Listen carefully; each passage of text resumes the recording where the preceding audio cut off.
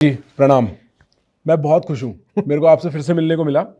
आचार्य जी, मैं मेरा पर्पस इस पॉडकास्ट के साथ ये है, इंटरनेट पे या दुनिया में व्हाट्सएप पे, जैसे हम बच्चों के लिए इंस्टाग्राम हो जाता है तो बड़ों के लिए व्हाट्सएप हो जाता है।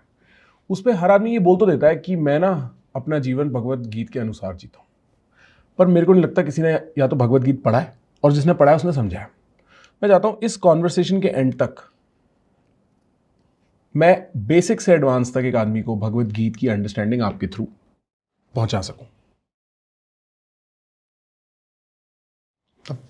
इतनी जल्दी तो कितना हो जाएगा देखेंगे, कोशिश करते हैं। ठीक है ठीक है। चलो वहाँ से शुरू करते हैं जहाँ से सबको पता ही है। ठीक है ठीक है, ताकि लोगों को बिल्कुल शुरू करने में आसानी रहे। ठीक है। जब गीता की बात आती है तो हम सबसे पहले नाम लेते हैं कर्म के सिद्धांत का, the law of Karma. Yes. ठीक है, तो अगर कोई मुझसे कहे कि बिल्कुल तुरंत 1-2 मिनट के अंदर बता दो कि भगवत गीता का सेंटर क्या है, तो वो ये है कि the law of karma is not at all about कर्म। कर्म मतलब एक्शन, उसी को अंग्रेजी में हम कर्मा बोल। तो जिसको हम लॉ ऑफ कर्मा बोलते हैं वो एक्शन के बारे में बिल्कुल नहीं है, वो एक्टर के बारे में है। अगर कोई इतना समझ गया तो गीता का उसको संदेश मिल गया। जो लॉ ऑफ कर्मा है जिससे जुड़ी फिर हम बहुत सारी और बातें बोल देते हैं, कर्मफल कह देते हैं, कार्मिक अकाउंट कह देते हैं, कार्मिक बैलेंस कह देते हैं, ये सब चलता है ना। बिल्कुल बिल्कुल बिल्कुल। उन सबके सेंटर में यही रहता है, लॉ ऑफ कर्मा। और ये जो कर्मा शब्द है, कर्म, ये जो कर्मा शब्द है ये सबसे ज्यादा गीता से जुड़ा हुआ है जी। ठीक है। और लोग सोचते हैं कि इसका अर्थ है एक्शन, अच्छे एक्शन, बुरे एक्शन। अच्छे एक्शन करोगे तो उसका अच्छा कर्म फल मिलेगा। आज अगर तुम्हें दुख मिल रहा है तो इसका मतलब तुम्हारा जो पिछला कार्मिक बैलेंस है वो नेगेटिव था और आज तुम उसको न्यूट्रलाइज कर रहे हो। ये सब धारणाएं चलती हैं, ये मिथ्स हैं। तो गीता अगर समझनी है तो यही देख लेना है कि जो लॉ ऑफ कर्मा है उसमें कर्मा जैसी कोई चीज है ही नहीं। Law of karma is not about the karma, it is about karta. Karta means actor, ठीक है, करने वाला, the doer. So law of karma is not about the deed, it is about the doer. ठीक है। अब ये बात कहाँ तक जाती है? अभी तक ऐसा लग रहा होगा जैसे थ्योरेटिकल हो रही है। जी जी बिल्कुल बिल्कुल। शुरू में ही बोर हो गए होंगे हमारे नहीं, जिनको सुनना है फंस गए होंगे। बढ़िया। तो कर्म बाहर की चीज होता है ना, कर्म बाहर की चीज होता है। तो हमें नहीं पता कि जो बाहर हो रहा है वो क्यों हो रहा है। ठीक है। It's just a movement in time and space. ठीक है। उसको अच्छा या बुरा नहीं बोला जा सकता, ना उसको मेजर करने से भीतर हमें किसी तरीके का इल्यूमिनेशन या पीस मिल जाएगा। जो पूरा फील्ड होता है विजडम लिटरेचर का, सेल्फ नॉलेज का, वो इसीलिए होता है ना कि ये भीतर जो इतनी गड़बड़ चलती रहती है, आदमी परेशान रहता है, खोपड़ा एकदम गड़बड़ रहता है। हाँ। उसको हम ठीक कर सकें। गीता कह रही है, बहुत सारी बातें कह रही है, 18 अध्याय है, 700 श्लोक है, पर चूंकि हमें जल्दी में करना है इसीलिए मैं बिल्कुल जो उसका सेंटर है उसको पकड़ रहा हूं। गीता कह रही है बाहर बाहर आप क्या कह रहे हो उसको देखना जरा कम करो, और उसको अगर देखना भी है तो किस तरीके से देखना है वो मैं आगे बताऊंगा, आप याद दिलाना। आप बाहर क्या कर रहे हो इससे ऑब्सेस्ड होना बंद करो। आप भीतर कैसे हो जरा इस पर ध्यान दो, क्योंकि हमें नहीं पता कि जो कर्म है वो आ कहां से रहा है। आप कर्म को देखोगे, मैं उदाहरण के लिए मैं इसको ऐसे नीचे रखता हूं लिड को, और ये मैंने उठाया। Now this might look like a regular harmless action, but what if I pick it up and do something extremely nasty? I throw it on somebody's face or whatever. Right. ठीक है। कुछ भी। तो हम नहीं कह सकते कि बात क्या चल रही है। इसी तरीके से ये भी तो हो सकता है ना कि मैं डायबिटीज का पेशेंट हूँ, मुझे मना करा है शुगर के लिए, और मैं फिर भी उठाकर इसको सिप कर रहा हूं, और वो चीज सिर्फ एक्शन को देख के पता नहीं चलेगी। तो गीता मूलतः ये बोलती है कि ये जो बाहर बाहर जो चल रहा है इसको बोलते हैं स्थूल जगत, the gross world which is perceptible through the senses. कह रहे इससे जो तुम्हारा इन्फेचुएशन है, जो पैदा होते हैं और आंखें बहुत ऐसे बाहर की ओर देखना शुरू कर देती हैं, इसको जरा कम करो भाई। क्योंकि बाहर जो चल रहा है, तुमको तो अपने भीतर जीना है।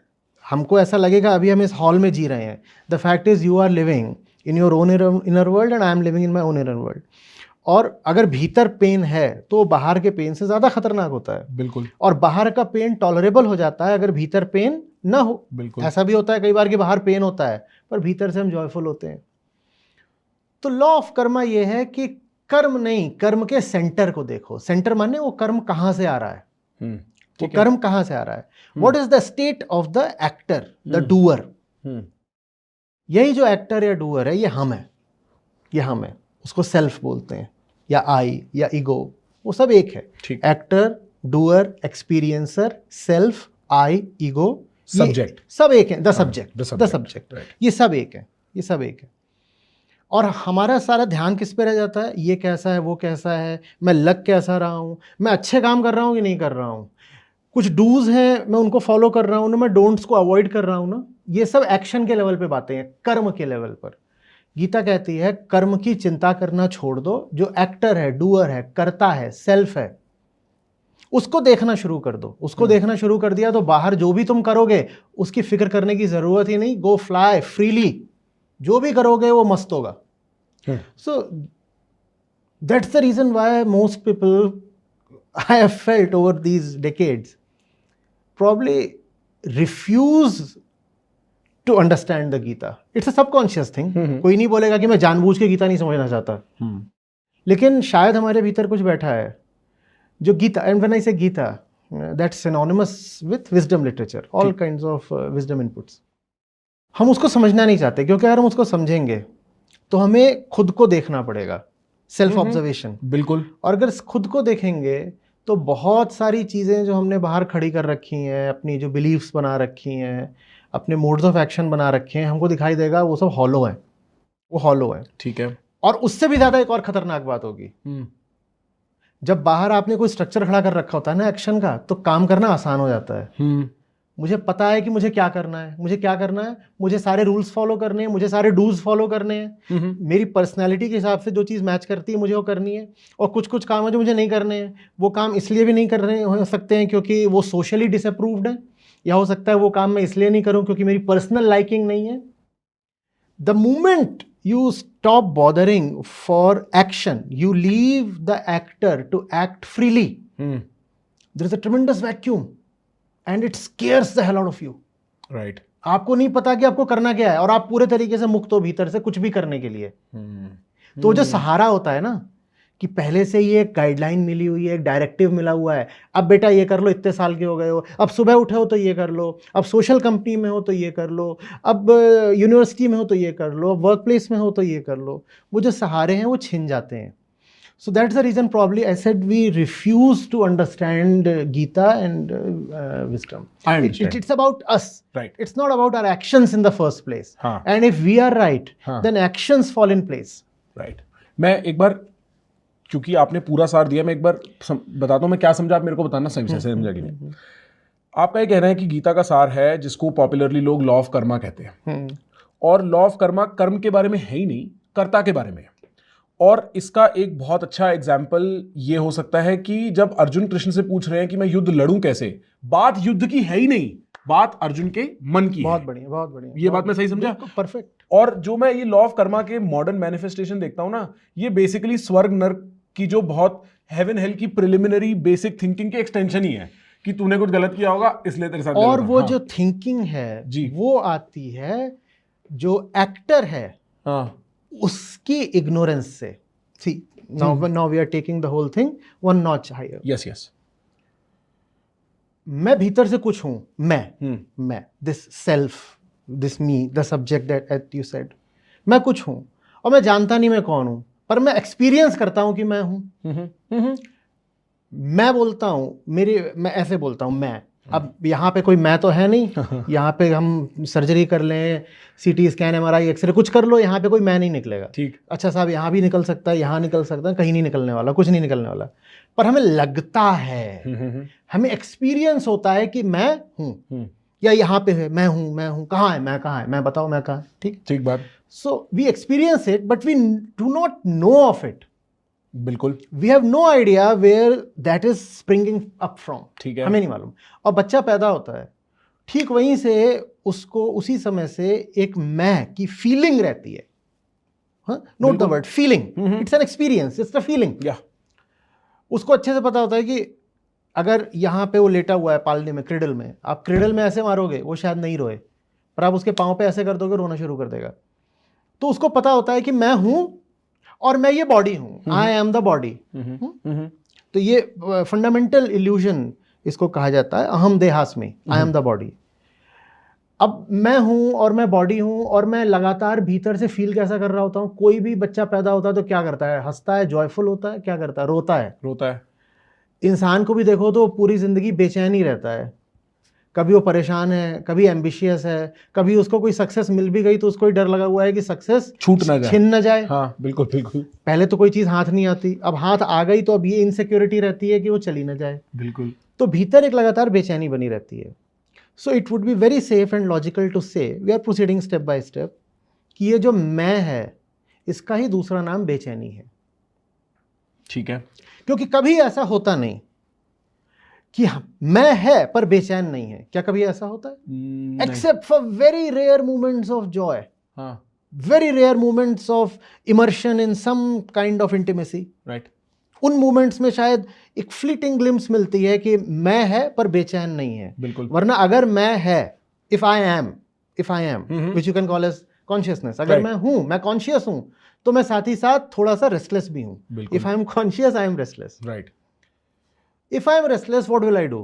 The logical thing is to look for some solution to my restless. कोई एंटीडोट। कोई एंटीडोट मिल जाए, कोई थेरेपी मिल जाए, कोई फिलर मिल जाए। मैं खोजता हूं इनकी मदद से फिलर्स को, क्योंकि मेरे पास कोई ऑप्शन नहीं है। बिल्कुल। बच्चा पैदा होते ही उसने क्या बोला था, I am the body. If I am the body, how will I look for solutions to my restlessness? Through the body. बिल्कुल। If I am the body, then the body is all I have. All I have भी नहीं, all I am. So if I have to look for solutions to my restlessness, I'll look for that through the body. Through the body. This is the body, this is the body, this is the body. तो मेरे को ये देखी और ये मेरे को काफ़ी अच्छी लग रही है, वाओ सो ग्लिटजी। तो मेरे को लगेगा मैं इसको पालूँ, अपनी ज़िंदगी में ले आऊँ, मैं इसको अपनी ज़िंदगी में ले आऊँ, मैं उसको ज़िंदगी में ले आऊँ, मैं उसको ले आऊँ। 100 चीज़ें मैं एक्यूमुलेट करूँ या कंज्यूम करूँ या एक्सपीरियंस करूँ, क्या पता मेरी बेचैनी चली जाए। और जब मुझे दिखाई पड़ता है कि इस जिंदगी में मेरी बेचैनी नहीं जा रही है और मुझे डर लगता है कि यार जिसको मैं अपनी लाइफ बोलता हूँ तो शायद खत्म भी हो जाएगी, and I will remain unfulfilled, so then we come up with that which you spoke of, स्वर्ग नरक, आफ्टर लाइफ, कि इसको खींचते चले जाओ इस अकाउंट को। और जो कंजम्पशन इस दुनिया में पॉसिबल नहीं हो पाया, वो कंजम्पशन मैं मर के कर लूंगा। हाँ, which is the classic स्वर्ग नरक की वो मेटाफिजिक्स। मैं मर के कर लूंगा। हाँ, कि वो अत्यंत जो प्लेजर है वो मेरे को मर के मिलेगा, वो मर के मिलेगा। हाँ। So what you are doing is you are trying to immortalise that which anyway does not exist. काफी शेडी सी चीज है वो, बिल्कुल, जिसको ईगो बोलते हैं। हाँ, है ना, बिल्कुल। उसका कुछ पता नहीं है, नहीं है, कहाँ है, बस वो उसको माया बोलते हैं, कि प्रतीत तो होती है, आभास होता है, अनुभव होता है, एक्सपीरियंस होता है, पर है नहीं वो जो है नहीं जो है ही नहीं, हम उसको इमॉर्टलाइज करना चाहते हैं ये बोल के कि मरने के बाद वो किसी और लोक में पहुंच जाएगी। बिल्कुल, माने हम मर जाएंगे, वो नहीं मरेगी। हाँ। क्या नहीं मरेगा? जो है ही नहीं। हाँ। और जो है उसका हमें कुछ पता नहीं, उसकी तो हम बात ही नहीं कर सकते। और उसकी तरफ हमें गीता ले जाती है, वो जो है, that which really is. Upanishad कहते हैं I am that which really is, तत्त्वम असि। उसकी तो हम बात ही नहीं करना चाहते, क्योंकि उस समय बहुत डर लगता है, बिल्कुल। तो ये जो पूरा कंजम्पशन का खेल है, ये सारा खेल ही इसीलिए है ताकि हम अपने आप को फुलफिल कर सकें। लेकिन वो कौन है भीतर जो अनफुलफिल्ड है, ये हमें पता नहीं। इसीलिए हमें ये भी नहीं पता कि कौन सा कंजम्पशन उसको फुलफिल करेगा। So we proceed on a very ruthless, mindless journey of blind consumption, जिसको करके हमने पूरी दुनिया तबाह कर दी है। ये चलता है, और उसी में फिर सारा एक्टर का गेम आ जाता है, क्योंकि कंजम्पशन इज एक्शन। जी। सो वी देन ये एक्शन ऐसा, ये एक्शन करो, ये एक्शन करो, ये एक्शन करो। करने वाला कौन है मत देखो जी। In the entire field of wisdom literature is about knowing the actor, not about determining the action. If somebody, Prakhar, is determining your action, that fellow is regulating you. बिल्कुल। That fellow is trying to become your master. ये करो, ये नहीं करो, ऐसा करना चाहिए, वैसा नहीं करना चाहिए. That's what the schools do. That's what the society does. That's what the establishment does. That's what the media does. हाँ? बिल्कुल। That's what all the folklores do. ऐसा करो तो अच्छा है, ऐसा नहीं करो तो बुरा है। अध्यात्म का मतलब जो होता है वो होता है सेल्फ नॉलेज। स्पिरिचुअलिटी नहीं होता। स्पिरिचुअलिटी का संबंध तो किसी स्पिरिट वगैरह से हो गया। अध्यात्म में कोई स्पिरिट नहीं होती।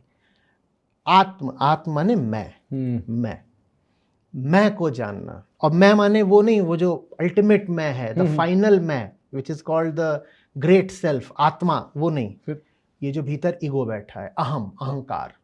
अध्यात्म का मतलब होता है आत्मज्ञान, और आत्मज्ञान का मतलब होता है अहंकार को जानना, उसके झूठ की खोज करना, सच की खोज करना नहीं, झूठ की खोज करना।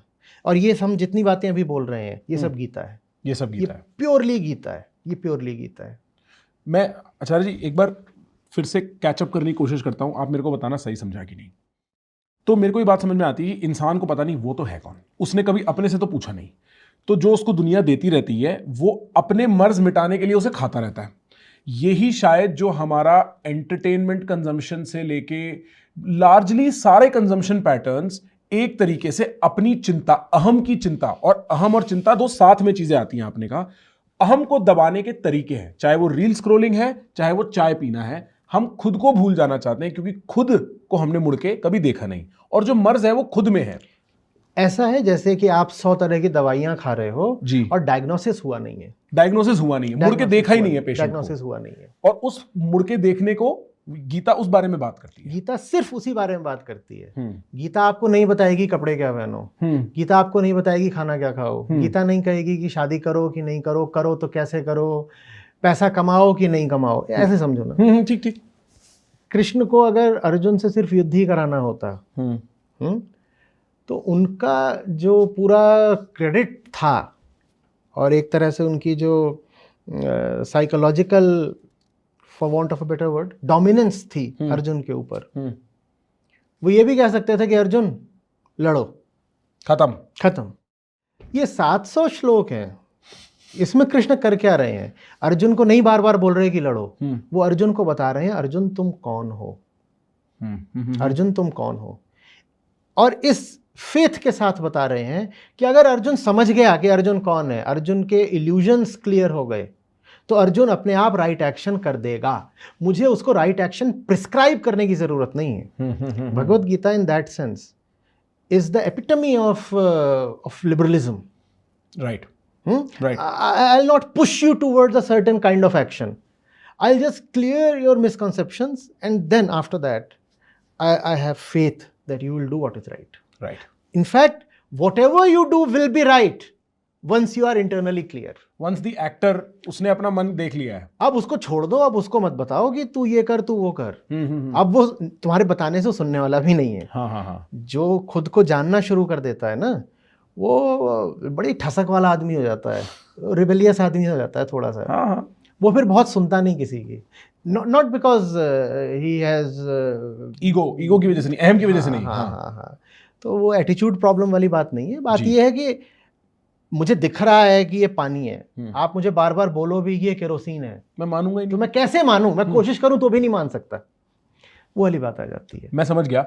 और आपने एक बड़ी इंटरेस्टिंग बात करी थी कि जैसे हम युद्ध वाली एनालॉजी ले रहे थे कि फिर चाहे अर्जुन युद्ध करे, और युद्ध भी अपने रिश्तेदारों से करे, पर क्योंकि एक्टर खुद को जान चुका है, कर्म समझ चुका है, तो उसका जो इंटरनल वर्ल्ड है वो एट पीस रहेगा, और मैटर वो करता है। लोग ये बात रियलाइज नहीं करते कि तुम फंसे हुए यहां हो, for lack of a better geography, तुम यहीं फंसे हुए हो, तुम जी इसी में सकते हो। तुम्हारे पास 5 करोड़ रुपए हो, 5 रुपए हो, तुम्हें जीना इसी के अंदर है। हाँ, आराम आ जाएगा पैसे से, पर क्या पता चिंता आ जाए, और ज्यादातर चिंता ही आती है, क्योंकि आदमी जितना पाता है उतना डर पैदा करता है खोने का। तो ये मैंने नोटिस किया आचार्य जी, किसी को ये समझा पाना कि at the end of the day आप फंसे हुए अपने इनर वर्ल्ड में ही हो, ये बड़ा मुश्किल काम है। कृष्ण के अर्जुन को कैसे समझाते हैं? कृष्ण पहला काम तो ये करते हैं कि युद्ध की बात करना बंद कर देते हैं। पहले अध्याय में ही अर्जुन अपनी तरफ की सारी कहानी कृष्ण को बता देते हैं, और अर्जुन जो कहानी बताते हैं बहुत इंटरेस्टिंग बात है। गीता के सारे अध्यायों से आपने कोट्स पढ़ी होंगी, जी जी, दूसरे से लेकर के 18वें तक, कि यहाँ पे ये हुआ, यहाँ ये हुआ। पहले अध्याय से कोई कोट शायद नहीं पढ़ी होगी। पहला अध्याय सबसे फाउंडेशनल है, क्योंकि उसमें पता चलता है कि बीमारी क्या है। अर्जुन की 2 तरह की बीमारियां हैं, और अर्जुन का क्रेडिट ये है कि अर्जुन अपनी दोनों बीमारियां बिल्कुल खोल के रख देते हैं सामने। पहली ये है कि ये सब तो मेरे ब्लड रिलेटिव्स हैं, ठीक है, I am the body, body is blood and they are blood relatives, how do I fire at them. मेरी अतीत की इनके साथ यादें जुड़ी हुई हैं, और पलानी 50 चीज़ें हैं। तो ये हो गया बायोलॉजिकल कंडीशनिंग कि मैं शरीर से तो इनसे जुड़ा ही हुआ हूँ, एक ये चीज़ हो गई। और जो दूसरी चीज़ होती है वो होती है सोसाइटी के लेवल पे, माइंड के लेवल पे। पता है क्या बोल रहे हैं अर्जुन? अर्जुन बोल रहे हैं कि अगर ये लड़ाई हो गई तो जितने क्षत्रिय हैं वो सब मर जाएंगे। जितने क्षत्रिय मर जाएंगे तो उनकी जो पत्नियां हैं वो फिर जा करके जो दूसरे वर्ण के लोग हैं उनसे संबंध बनाएंगी। अभी देखो क्या चल रहा है, ये किस लेवल की थिंकिंग है, ये सोशल कंडीशनिंग है। जैसी आज है वैसी उस समय भी चल रही थी, इसीलिए तो गीता आज भी रेलेवेंट है जी। तो अगर सारे पुरुष मर गए, right, then who will then restrain the women? Restrain the women. That is the concern. That's the concern, because they will then go and mate with people of other the so-called lower varnas. उसको मोटे तौर पे ये भी कह सकते हो कि दूसरी कास्ट्स के साथ जाके वो मिंगल करेंगी, तो बच्चे पैदा होंगे, और वो जो बच्चे पैदा होंगे वो कहलाएंगे वर्ण संकर। वर्ण संकर मतलब कि एक माँ एक वर्ण की है और बाप दूसरे वर्ण का है, और बाप वो भी निचले वर्ण का है। और ये जो वर्ण संकर होता है, ये जो साधारण संस्कृति होती है, जो लोक संस्कृति होती है, पॉपुलर कल्चर, उसमें वर्ण संकर अच्छा नहीं माना जाता। और जो कहानियां हैं वो बोलती हैं कि वो जो मर गए हैं पुराने लोग, द एंसेस्टर्स, पितर, उनकी आत्माएं सब घूम रही हैं और उनको तर्पण अर्पण करना पड़ता है, द होली ऑफरिंग्स, जो कि श्राद्ध वगैरह जानते हो गया। जी जी बिल्कुल। तो वो बच्चे करते हैं बिल्कुल बिल्कुल बिल्कुल। और ये जो वर्ण संकर बच्चे पैदा होंगे, जब ये ऑफर करेंगे तो वो जो आत्माएं घूम रही हैं वो स्वीकार नहीं करेंगी। वो स्वीकार नहीं करेंगी तो भूखी प्यासी रह जाएंगी। Now these are the arguments that Arjun is forwarding to Krishna. So now we know what the Gita is for. दूसरे अध्याय से लेके 18वें अध्याय तक बस पहले अध्याय को काटने की कोशिश करी गई है। ये कॉन्टेक्स्ट है, ये बैकग्राउंड है। बैकग्राउंड ये है कि अर्जुन कह रहे हैं, पहली बात, I am physically very attached, right, they are my blood relatives, right. पहली बात फिजिकल अटैचमेंट। जिसको हम फिजिकल कंडीशनिंग भी बोल सकते हैं। जी जी। उस तरह की कंडीशनिंग सब तरीके के एनिमल्स में पाई जाती है, ठीक है ना। Wolves don't attack their own packs, ठीक है। तो वो फिजिकल कंडीशनिंग है। Mother is attached to the child, physical conditioning जी। और दूसरी है सोशल कंडीशनिंग, जो चीजें आपने सुन ली, आपके दिमाग में भर दी गई कि मेरी महिलाओं का क्या होगा, what will happen to all the women, as if the men are supposed to possess the women, and the women will go and mingle with, you know, people of the other castes and other varnas and such things, and then you extend the story. उसके बाद बच्चे पैदा हो जाएंगे उनके, वो बच्चे पैदा हो जाएंगे तो वो बच्चे जब जाकर के श्राद्ध वगैरह करेंगे तो उससे जितनी पितरों की आत्माएं हैं वो अतृप्त रह जाएंगी, क्योंकि वो स्वीकार नहीं करेंगी।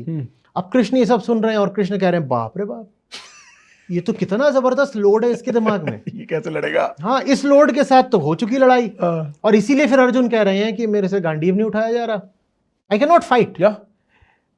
ये जो कुरुक्षेत्र का मैदान है वो एक सिंबल है जिंदगी के मैदान का। पहला चैप्टर बोल रहा है जिंदगी की लड़ाई नहीं लड़ सकते जब तक तुम फिजिकल कंडीशनिंग और मेंटल कंडीशनिंग के लोड से दबे हुए हो। ये गीता है। अरे वाह। जिंदगी की लड़ाई नहीं लड़ पाओगे, जीतना वगैरह बहुत दूर की बात है। कृष्ण अर्जुन को कभी नहीं कह रहे कि तुम्हें जीतना है, नॉट वंस। कोई मोटिवेशन नहीं है वहां पर कि जीतना है, ये करना है, वो करना है। इससे दबे हुए हो और इससे दबे हुए हो। अब तुम भले ही सर्वश्रेष्ठ धनुर्धर हो, टॉप क्लास स्किल्स हैं तुम्हारी, वॉर्टन से एमबीए करके आए हो, you will still fail. You are the number 1 archer, you will still fail, because इसका और इसका तुमने ख्याल नहीं करा। Physical conditioning, social conditioning will bog you down. So the entire Gita, chapter 2 to chapter 18, is about ridding Arjun of the baggage of the body and the mind. And then Arjun does what he has to. फिर कृष्ण को बोलना नहीं पड़ता है कि इसको ऐसे करो, उसको ऐसे करो, ऐसे करो। कृष्ण तो खुद सारथी बन के बैठे हैं, लड़ाई तो अर्जुन को करनी है, वो अपना कर लेते हैं फिर उसके बाद। तो biology and culture, biology and culture, ये दो ऑब्स्ट्रक्शन है, ये दो obstruction to the path of, आप इसको सिंपलिस्टिकली कह सकते हो, realising the self, a simple fulfilled life. a simple fulfilled life. Why go into exotica? Right. ठीक है, बिल्कुल। सिंपल फुलफिल्ड लाइफ जो आदमी ढूंढ रहा है ना, बिल्कुल, उसकी एक ऑब्स्टिकल तो ये है कि उसकी बॉडी कुछ डिमांड करती है, और दूसरा है कि कल्चर कुछ प्रेशर डालता है, और अर्जुन उसके प्रतीक हैं एक सेंस में। परफेक्ट। और कृष्ण किस चीज के प्रतीक है? इल्यूमिनेशन। इल्यूमिनेशन के। That in the world itself, it is possible to be associated with entities or forces that can bring you illumination. जैसे ये दुनिया है जी, इस दुनिया ने शरीर दिया, ये शरीर एक बॉन्डेज हो गया, फिजिकल कंडीशनिंग जी, ये दुनिया है, इसी दुनिया ने सोशल कंडीशनिंग कर दी, दूसरी बॉन्डेज हो गई जी। उसी तरीके से इसी दुनिया में ये पॉसिबल है कि तुमको इल्यूमिनेशन मिल पाए। अब ये चॉइस तुम्हारी है कि तुम संगति कैसे करते हो, who do you choose for company. अब ये कितनी इंपॉर्टेंट बात है, बहुत इंपॉर्टेंट बात है। इतने सारे लोग वहां इकट्ठा हैं, who has chosen Arjun, who has chosen Krishna for company?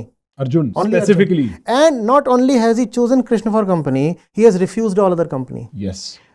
Arjun नहीं जा रहे हैं युधिष्ठिर से पूछने, युधिष्ठिर का नाम है धर्मराज, पर धर्म के बारे में पूछने वो युधिष्ठिर के बारे में नहीं जा रहे। लड़ाई के पीछे बहुत बड़ा कारण द्रौपदी है, द्रौपदी का अपमान हुआ है और ये सब है, और द्रौपदी से शरीर का भी रिश्ता है, मन का भी रिश्ता है, वो द्रौपदी से भी बात नहीं करने जा रहे। ये सारी बात अर्जुन सिर्फ और सिर्फ कृष्ण से कर रहे हैं। और इतनी मज़ेदार बात है, अगर हम ये माने कि ज़्यादातर जो गीता की बातचीत हुई है वो एक्चुअली मैदान में हुई है, ठीक है, ये भी मान लो कि सिर्फ उसका जो क्रक्स है वो वहाँ पे हुआ था, बाद में उसको विस्तार दे करके लिख दिया गया वेद व्यास के द्वारा, ठीक है, लेकिन वो जो भी बातचीत हो रही है अगर उसका कुछ हिस्सा भी मैदान में हो रहा है तो आधे घंटे तो चली होगी। बिल्कुल। हम कह रहे हैं नहीं चली 15 दिन, 1 घंटा 2 घंटा चली।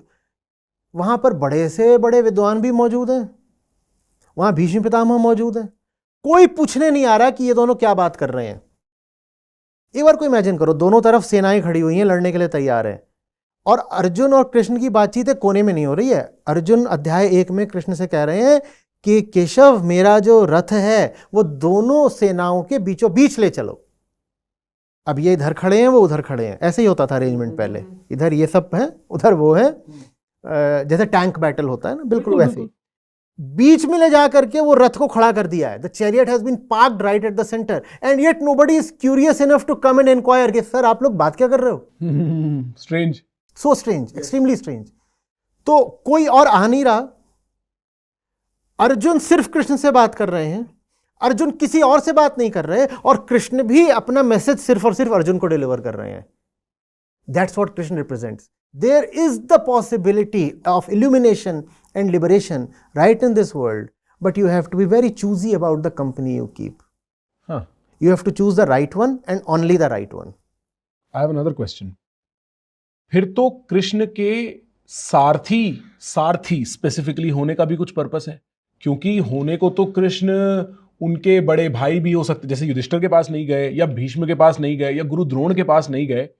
सारथी एक स्पेसिफिक रिलेशनशिप है जिसमें थोड़ी बराबरी है पर थोड़ी ऊंचाई भी है, और एक साथ है कि जो होगा अब मैं तुम्हारे साथ रथ पे हूं मैदान में। तो ये सारथी का भी एक प्रतीक है, कुछ वो यही प्रतीक। Catalyst, the non doer. सारथी तुम्हारे लिए लड़ेगा नहीं, करना सब तुम्हें है। हाँ, you know how the catalyst works, right? Yes. It is present in the reaction but does not participate. It's just present and it speeds it up. It speeds it up but not as a participant, just through the presence. Krishna सारथी की तरह मौजूद हैं पर शस्त्र नहीं उठाएंगे। लड़ना तो बेटा तुम्हें ही है, जो करोगे तुम करोगे। मैं नॉन डूअर हूं, मैं अकर्ता हूं, लेकिन मजे की बात यह है कि कुछ नहीं करते हुए भी सब कुछ मैं ही करता हूं। अगर देखो तो पूरा युद्ध होता ही नहीं अगर कृष्ण नहीं होते। लेकिन कृष्ण ने कुछ भी नहीं करा युद्ध में, एक तीर नहीं चलाया, कुछ करा क्या? वो जो कर्ण वाली एक बात है, थोड़ा सा वो छोड़ दो कि वो भीष्म के ऊपर वो उठा के जी उसको हटाओ। पर कृष्ण ने अपने आप कुछ नहीं करा। युद्ध से पहले ही उन्होंने बोल दिया था कि सेना तो मेरी सारी उधर चली गई, कौरवों की तरफ चली गई, मैं तुम्हारे साथ हूं और मैं पहले ही वचन दे रहा हूं कि मैं शस्त्र नहीं उठाऊंगा। जी। लाइट का ये काम होता है। हमने कहा ना, who is Krishna the illuminator. Right. जैसे अब हम यहां बात कर रहे हैं, हमारी बातचीत में ये पानी कुछ कर रहा है, हम पिएंगे, जी, है ना, वो एक पार्टिसिपेंट है, वो भीतर जाएगा, गले को ठीक करेगा, एक रिएक्शन होगा एक्चुअली उसके भीतर जाने से। ये इंस्ट्रूमेंट्स, हाँ ये इंस्ट्रूमेंट्स भी कुछ कर रहे हैं जी। सब कुछ है जो कुछ कर रहा है। लाइट कुछ कर रही है क्या? वो सिर्फ प्रेजेंट है। हाँ। लेकिन लाइट के प्रेजेंट होने से, लाइट के इल्यूमिनेशन से ये बातचीत संभव हो पा रही है। ये पानी यहां से हट जाए, ये बातचीत रुकेगी नहीं। ठीक है। ये लाइट किसी वजह से गायब हो जाए, हमारी बातचीत तुरंत रुक जाएगी। So truth is like light in your life. It does not actively do anything, but its presence enables you to do all the great things. I see. It is not an act in itself. It's not an actor in itself. Right. It's the enabler, catalyst, उत्प्रेरक। ठीक है, ये बात मैं समझ गया। अब और मैं इसका हिस्टोरिकल या लिटरेरी कॉन्टेक्स्ट भी समझ गया, जहां ये हो रहा है और जो कैरेक्टर्स के साथ हो रहा है। ये मेरी लाइफ में अर्जुन कौन है, या एक आम आदमी के जीवन में, एक मॉडर्न कॉन्टेक्स्ट में, एक मैंने देखा है कई बार जो आध्यात्मिक टीचर्स होते हैं वो मैनेजमेंट प्रिंसिपल्स एक्सट्रैक्ट करते हैं। मेरे को लगता है हमेशा life principles are much more interesting, and I am wondering कि इसके साथ कोई, is there a modern understanding of this? ये कहाँ हो रहा है मेरी लाइफ में? कहाँ है कृष्ण मेरी लाइफ में, और कहाँ है अर्जुन मेरी लाइफ में, और कहाँ है महाभारत मेरी लाइफ में? कृष्ण कहाँ है वो तो बात की बात होती है। पहले ये देखना होता है कि मेरी जिंदगी में भी फिजिकल कंडीशनिंग और social conditioning super important role play कर रहे हैं। Super important and undeserved and needless. ठीक है। And that's what makes it quite serious. Right. Undeserved, ठीक है, अननेसेसरी एंड येट इंपॉर्टेंट। मेरी जिंदगी में भी तो यही हो रहा है ना। बॉडी मुझे बोलती है कुछ काम करने चाहिए, मैं वो काम करने के लिए निकल पड़ता हूं। सोसाइटी मुझे बोलती है कुछ काम करने चाहिए, मैं वो काम करने निकल पड़ता हूं जी। और इस पूरी चीज में बेवकूफ मैं ही बनता हूं। Life is short. कोई 50 साल, कोई 80 साल जिएगा, और उतना वो जो शॉर्ट ड्यूरेशन है, कुछ शरीर की मांगें पूरे करने में निकल जाता है और कुछ समाज की आज्ञाएं मानने में निकल जाता है। तो पहले मुझे देखना होगा कि मैं अर्जुन हूं। जब मैं गीता पढ़ाता हूं तो मैं बहुत समय शुरू में सबको ये समझाने में लगाता हूं कि तुम देखो कि तुम अर्जुन हो। अगर तुम अर्जुन नहीं हो तो कृष्ण का तुम्हारे लिए कोई वजूद नहीं है। पहले तो तुम साफ देखो कि तुम अर्जुन हो। और जब मैं देखता हूं कि मैं भी अर्जुन की तरह ही फंसा हुआ हूं, इसमें और इसमें, जी, इसमें और इसमें, तो फिर ये संभावना पैदा होती है कि मैं उन सब सोर्सेज से जरा मुंह फेर लूं जिन्होंने मुझे एनीवे बॉन्डेज दी हुई है। ठीक है, मैं अर्जुन हूं, मैंने देखा, तो फिर मैं ये भी देखूंगा ना कि ये मेरे कचड़ा जो है ये कहां से आया। जहां से कचड़ा आया, अब मैं वहीं जाके दोबारा नहीं खड़ा होऊंगा, क्योंकि मैं देख रहा हूं कि इस कचड़े ने मेरी हालत खराब कर दी है। जी। अर्जुन कह रहे हैं कि मैं खड़ा हो रहा हूं तो मेरी टांगें कांप रही हैं। That kind of a strong man. कहता है मेरा दिमाग जो है वो सुन्न हो गया, मैं सोच नहीं पा रहा हूं, मेरी खाल जल रही है, गांडीव मेरे हाथ से छूट रहा है, और वो ऐसे धम्म से बैठ जाते हैं रथ पर। हाँ, ये तो डिस्ग्रेस है एक जबरदस्त योद्धा के लिए। जब आप देखते हो कि आपको इस डिस्ग्रेसफुल पोजीशन में कुछ सोर्सेज ने, कुछ ताकतों ने डाला है, तो आप उन ताकतों से फिर किनारा कर लेते हो, उनको आप रिजेक्ट करते हो। That rejection is at the centre of Gita, Vedanta, all wisdom. That rejection is called नेति नेति। Not this, not that. Not this, not that. कुछ भी नहीं, कुछ भी नहीं। ना ये, ना ये, ना ये, ना ये, ठीक, ना ये, ना ये। ना वो लोग भले हैं जिन्होंने मेरे दिमाग को राइट की तरफ कंडीशन करा, ना वो लोग मेरे दोस्त हैं जिन्होंने मेरे दिमाग को लेफ्ट की तरह कंडीशन करा। जिन्होंने भी मुझे कंडीशन करा, उन्होंने मुझे बेड़ियां ही पहनाई हैं। अब कोई इधर से मुझे जंजीर बांध दे, कोई मेरे इस हाथ में जंजीर बांध दे, दोनों मेरे दोस्त नहीं हो सकते। जी। सिर्फ इसलिए कि किसी ने मेरे बाएं हाथ पे बेड़ी लगाई, किसी ने दाएं हाथ पे हथकड़ी लगाई, किसको बोल दूं कौन मेरा दोस्त है? बिल्कुल। मैं सबको रिजेक्ट करूंगा। दिस नेति नेति, this rejection of all sources of bondage, right. and the one within who is very amenable to accepting bondage, that is at the center of discovering Krishna. Krishna actually अपने आप में कोई व्यक्ति नहीं है, कृष्ण अपने आप में कोई वस्तु नहीं है। जब अर्जुन बाकी हर चीज को रिजेक्ट करने लग जाते हैं तो उसके बाद जो क्लीन एम्प्टी प्योरिटी बचती है उसको कृष्ण बोलते हैं। तो Krishna in the highest sense is not one particular source. Or even if you want to take Krishna as something or somebody, you have to pass through a rigorous process of negation first. First of all, reject all nonsense. Otherwise, even if Krishna is sitting right in front of you, you will not be able to recognize him or respect him, value him. पहला काम तो ये होना चाहिए कि मैंने जिन सबको अपने लिए वैल्यूएबल समझ रखा है, मुझे दिखाई दे कि उन्होंने मुझे बस हथकड़ियां दी हैं, और जब मैं उनको रिजेक्ट करने लग जाता हूं तब मुझे समझ में आता है कि शायद मेरी जिंदगी में ही, मेरे सर्किल में ही इल्यूमिनेशन की पॉसिबिलिटी मौजूद थी, पर मैंने उसको कभी रिस्पेक्ट नहीं दी।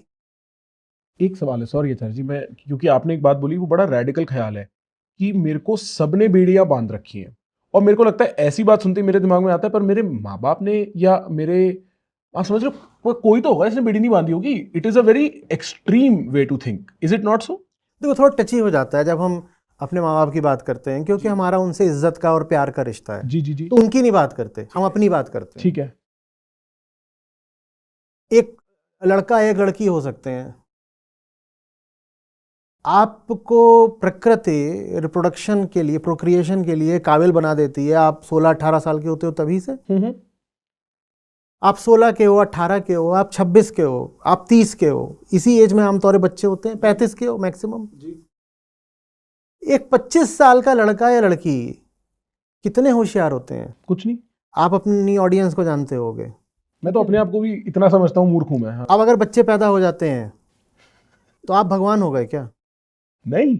लेकिन यही चल रहा है ना कल्चर में। हाँ हाँ हाँ हाँ, यही चल रहा है ना। हाँ, सोचो, हाँ, हाँ, हाँ। अगर मैंने अपने आप को पेरेंट बना लिया तो रियलिटी दिख जाती तो रियलिटी दिख जाती है। पर अगर ऐसे सोचोगे कि हमारे पेरेंट्स हैं तो फिर ना थोड़ा सा मेंटल फॉग आ जाएगा। जी जी जी। साफ दिखाई नहीं पड़ता। तो बिल्कुल। पेरेंट्स ये नहीं सोचो, अपनी सोचो कि मैं ही पेरेंट हूं। अगर मैं आज पेरेंट हूं और मैंने 2 बच्चे पैदा कर दिए हैं और मैं उन बच्चों से बोल रहा हूं देखो मैं भगवान हूं, अब वो बच्चे तो बेचारे छोटे छोटे डिपेंडेंट हैं, मैं अगर उनको बोलूंगा मैं भगवान हूं तो उनको बेचारों को मानना पड़ेगा। जी।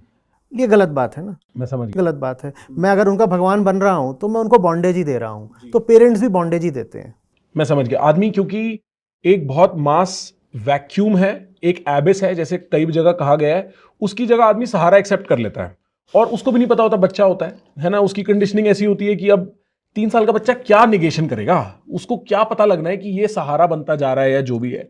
तो मैं आपकी बात समझ गया। पर अच्छा ठीक है, अगर मैं ये समझ जाऊं कि मेरे आसपास ऐसी ताकतें हैं, कॉन्शियस और अनकॉन्शियस, ईदर विलफुल और ignorant of their own power, जो मेरे को एक तरीके से कंडीशन कर रही हैं, जो मेरे को बांध रही हैं एक तरीके से, और मेरे को उस बारे में नहीं पता। अब क्या महाभारत इनको, जो महाभारत का is Mahabharata a symbol of breaking from those powers, क्या वो उसका प्रतीक है? यस। अच्छा, तो ये मेरी जंग कहां लड़ी जा रही है? भीतर। भीतर। और ये हर क्षण लड़ी जा रही है? अगर आप चाहो तो, नहीं तो आप सरेंडर कर सकते हो, घुटनों पे आ जाओ, क्यों लड़ना है? दुनिया में ज्यादातर लोग भीतर की कोई जंग नहीं लड़ रहे। हाँ हाँ हाँ हाँ, वो भीतर बिल्कुल एकदम पड़े हुए हैं बेहोश, बिल्कुल। उन्हें कोई जंग नहीं लड़नी। हाँ। वो जंग कोई लड़ते भी है तो बाहर लड़ते हैं, एक दूसरे का सर फोड़ दिया, लठ चला दिया, गाली गलौज कर दी, तो जंग है भीतर। तो कन्फ्लिक्ट बहुत है, आपस में ही गुत्थम गुत्था है जी। भीतर, सफरिंग बहुत है, लेकिन भीतर कोई राइट वर्दी बैटल नहीं है। The battle against one self, वो भीतर नहीं है। And that in another way is at the core of Gita, the battle right against yourself. How do I begin to feel it? क्योंकि मैं ये बोल देता हूं और शायद 10 लाख आदमी ये सुन ले, 10 लाख आदमी में से मैं समझता हूं 8 लाख आदमी को तो समझ ही नहीं आना, 1 लाख आदमी को उनकी कोई डेफिनेशन है, वो उस परिभाषा में आपकी बातों को जोड़ लेंगे और भैया हम तो कितने अकलमंद। चलो फिर एक सवाल पूछता हूँ, जी। अभी कल परसों में ही मैंने पूछा था जी। आपके सामने भी रखता हूँ। अगर किसी ने नहीं बताया होता कि क्या करना है जी। तो आप आज जो कुछ कर रहे हो इसमें से कितना % कर रहे होते? मेरे को नहीं पता। I have no idea, how would I know? And if you have no idea, then what is it that pushes you to do all the things that you are currently doing? I would even say I have no idea. I think I'm pulled into it. Then how do you feel about it कि मुझे पता भी नहीं है कि मैं जो कर रहा हूँ क्यों कर रहा हूँ, पर मैं करे जा रहा हूँ और मेरे पास एक ही जिंदगी है और मैं अपना टाइम एनर्जी ऐसी चीजों को दे रहा हूँ जिनका मुझे कुछ पता ही नहीं है. I can give you some answer. जैसे it is better than partying. मतलब मैं एक नशे से ऊपर वाला नशा कर रहा हूँ, मैं ऐसा कह सकता हूँ. अब वो ये वाला नशा हो सकता है करियर का नशा. मैं क्वेश्चन पूछ रहा हूँ. जी जी जी. किसी ने नहीं बताया होता कि पार्टी स्टैंड्स फॉर मौज, ठीक है. तो क्या हम पार्टी भी कर रहे होते? शायद, मतलब मैं टेस्ट कर करके देख रहा होता किस में मौज आ रही है फिर. जी. और वो टेस्ट कर करके देखना ही जिंदगी है जो हमसे छीन ली गई. तो जो ये ताकत है, ये डर की ताकत है जो छीन रही है हमसे. वो खुद डरे हुए हैं, वो चाहते नहीं कि कोई आए जो रिवील कर दे कि एक अलग अल्टरनेट फुलफिल्ड लाइफ पॉसिबल थी. अगर हम दोनों ही बहुत ऐसे जीने के आदी हो गए हैं और ये यहाँ पर बैठे हैं, ये बिल्कुल बेधड़क खुला जी रहे हो, तो सच बताओ हम दोनों को कैसा लगेगा? हम डराने जाएंगे इनको. हम उसे डराने जाएंगे, हम जलसी से जल के मर जाएंगे. बिल्कुल बिल्कुल बिल्कुल. और खासकर तब अगर हम दोनों बुढ़े हो गए हैं, हम कहेंगे हमने तो जिंदगी खराब कर ली, रिकवरी का भी कोई चांस नहीं है और ये मौज मार रहा है. समझ आ रही बात? बिल्कुल बिल्कुल. हम पूरी कोशिश करेंगे कि इसको भी खुल के नहीं जीने दें. बिल्कुल यही होता है. जैसे जिन लोगों ने क्रिकेट खेलते हुए शीशे तोड़े होते हैं दूसरों के घरों पे, वही रोक रहे होते हैं बच्चों को बाद में पार्कों में ना. ये वही साइकोलॉजी है. हाँ. जिन्होंने ऐसे समझ लो एकदम बंधी हुई जिंदगी जी होती है, उनके सामने आप थोड़ी भी फ्रीडम अगर दिखाओ तो उनको बहुत ज्यादा बुरा लगता है और वो कहते हैं कि कल्चर नहीं है तुम में, बदतमीज हो तुम. हर जनरेशन ऐसा कैसे कहती है कि ये जनरेशन तो बिल्कुल. हाँ. क्योंकि पिछली जनरेशन, आमतौर पे ऐसा रहा in the course of history कि पिछली जनरेशंस अगली जनरेशन से ज्यादा बॉन्डेज में रही होती हैं. Right. With the advent in technology and thought, liberal thought, जी. हर सब्सिक्वेंट जनरेशन पिछली जनरेशन से थोड़ी ज्यादा फ्रीडम में जीती है. Constitutional freedom, economic freedom, freedom of thought, ये सब रहता है. जी. तो पिछली generation in general, I am generalising, there can be exceptions. Yes yes. तो पिछली जनरेशन इन जनरल अगली जनरेशन को यही बोल रही होती है कि बदतमीज लोग हैं, इन पे कोई सेल्फ कंट्रोल नहीं है, जहां देखो ये उल्टा पुल्टा करते रहते हैं. ये अलग बात है कि पिछली जनरेशन को उनसे पिछली जनरेशन भी सेम यही बात बोल रही थी.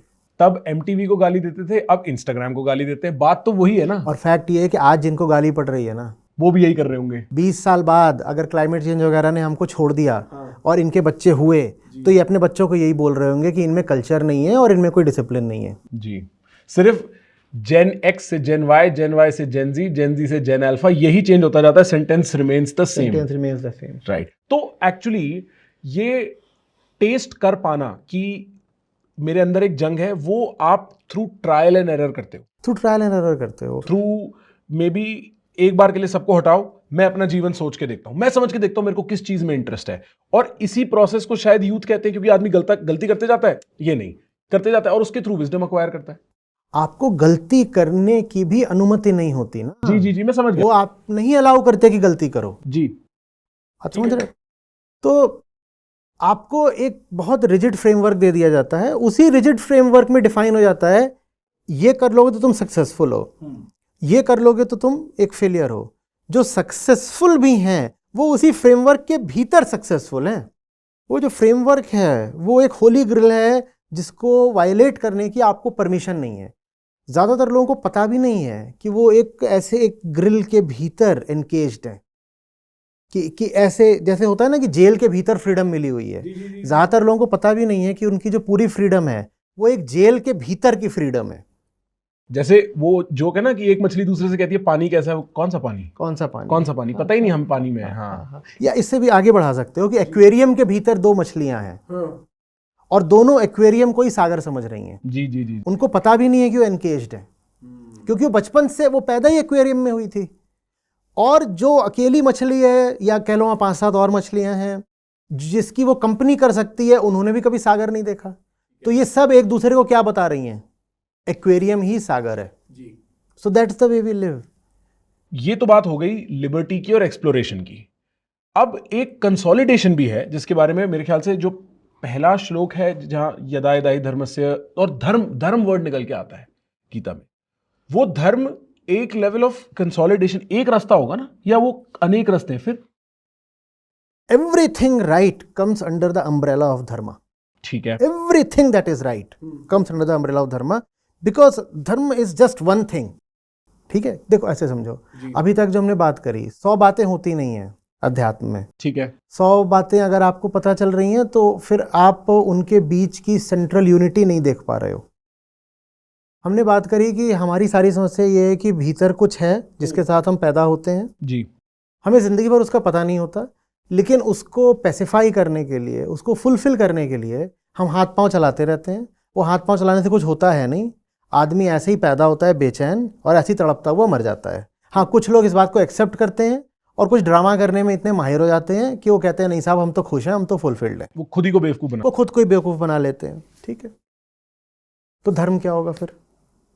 खुद को ना बेवकूफ बनाना, बस यही है. खुद को सच बोलना, बस यही धर्म है. यही धर्म है. यही धर्म का चक्र है. यही बस यही धर्म है. कोई चक्र वगैरह कुछ नहीं, बस यही धर्म है. धर्म सारा किसके लिए है? मन के लिए. मन नहीं, मैं के लिए, अहम के लिए, for the ego, the self, the subject. उसकी हालत क्या है? बेचैन. बेचैन. तो धर्म क्या हुआ? जो बेचैनी खत्म करे. बस यही धर्म है. ठीक है. और उसको फिर पता करने का तरीका भी अंतरिकी होगा, क्योंकि तभी तो मेरी बेचैनी इज द लिटमस टेस्ट. अब ये बताओ, धर्म के नाम पे जो बाकी सब चल रहा है वो क्या है? पॉलिटिक्स. वो पॉलिटिक्स ऑफ थॉट है ना, वो पॉलिटिक्स ऑफ स्पिरिट है वो. क्योंकि मेरे को लगता है किसी भी टाइप की लार्ज स्केल कंसेंट जो है जिसपे सब लोग अग्री करते हैं ना, मैं हमेशा कहता हूं, जैसे मैं इंटरनेट के सिलसिले में कभी अंश को बोलूंगा, जो सब देख रहे हैं ना उससे उल्टी तरफ मुड़ जाओ, क्योंकि वो पक्का कचरा है. तभी सब देख रहे हैं. मास कंजम्पशन, पॉपुलर कल्चर, ये हमेशा बाय नेचर इज गार्बेज. और इसी तरीके से and the reasons lie in evolutionary biology. As in we all are born like that, and that's why all the millions and billions flock in one particular direction. हाँ. हमारा अभी तक जहाँ evolution पहुंचा है ना, जी जी. We are hard wired for foolishness. Yes. हमारा कोई इवोल्यूशन फाइनल तो हो नहीं गया, हम कोई फिनिश्ड प्रोडक्ट तो है नहीं.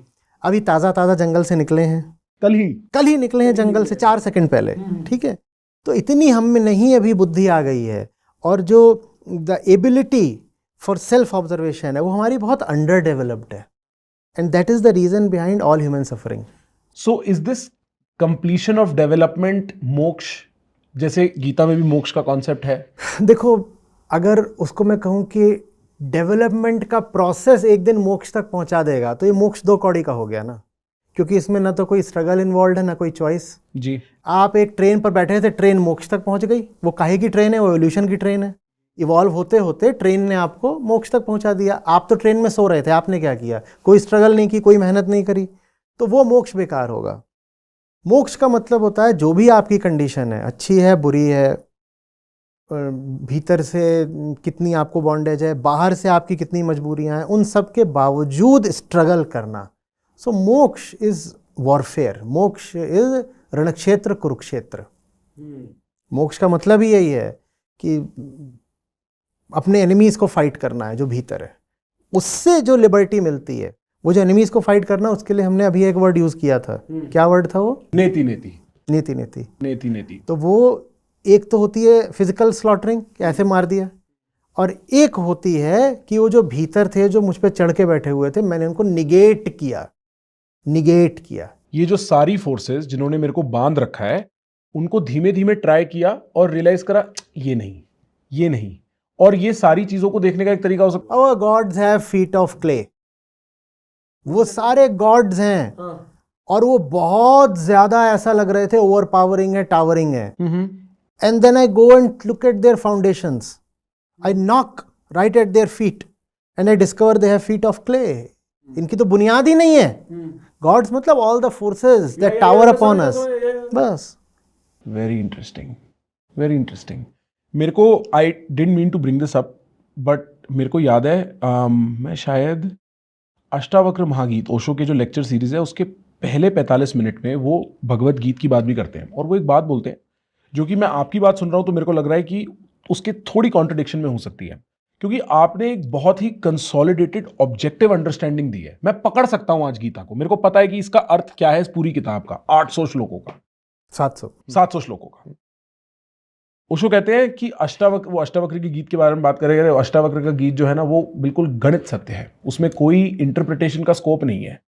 जो कृष्ण का गीत है ना, जो भगवत गीत है, वो काव्य है, उसमें लोग राजनीति ढूंढ लेते हैं, उसमें सब अपनी इंटरप्रिटेशन बना लेते हैं। ऐसा क्यों होता है? और is that not counterproductive then?